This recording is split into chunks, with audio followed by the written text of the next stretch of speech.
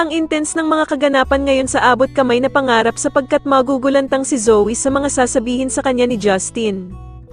Dito nga ay magkakakomprontahan sila Justin at Zoe, at dito nga ay sasabihan siya ni Justin na wala siyang makukuhang mana sa lolo Pepe niya dahil sa hindi naman daw siya nito kadugo. Samantala matapos nga ang ginawang pag-utos ni Don Pepe kay Ken ito para hanapin ang kanyang apo, ay malalaman niya ngang buhay pa ang anak ni Giselle. Gagawa naman ng paraan si Giselle para makausap ang kanyang anak na si Justin matapos nga nitong malaman na buhay pa pala ito na ang akala niya ay namatay na. Kaya naman ay magpapasama si Giselle kay Annalyn sa isang restaurant para makipagkita sa anak niyang si Justin. Samantala ay mapapapayag naman ni Justin ang ama niyang si Eric dahil sa Pasko naman nga daw kaya naman ay meron siyang ibibigay kay Giselle na siguradong pag nakita daw ito ay tatamaan siya ng sobra. Samantala ay sobrang lungkot na nga ni Giselle dahil sa inakala nito na hindi na siya sisiputin ng anak niyang si Justin.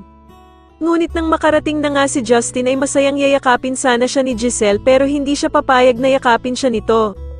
Dito nga ay may biglang ibibigay na ipit si Justin sa ina niyang si Giselle na binigay daw nito sa kanya noong bata pa siya. Kaya naman ay masayang sasabihin ni Giselle sa kanya na siya pa nga daw ang nagkabit nito noong bata pa si Justin. Pero ipapamukha ni Justin sa kanyang inang si Giselle na nagpakilala ito sa kanya bilang Tita Giselle.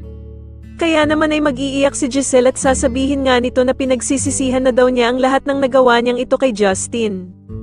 Sa kabilang banda naman ay kakausapin nga ng bruhang si Moira ang anak niyang si Zoe tungkol sa mamanahin nito kay Don Pepe.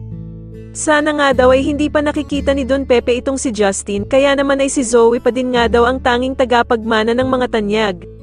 Sa tingin nyo sino-sino nga kaya talaga ang pamamanahan ni Don Pepe ng ari-arian niya, mas lalo na nga talagang nagiging exciting ang mga susunod na kaganapan kaya naman ay mas lalo pa nating abangan ang mas lalong gumigandang abot kamay na pangarap. Maraming salamat po sa inyong panonood at sana po ay masubscribe nyo ako. Maraming salamat po.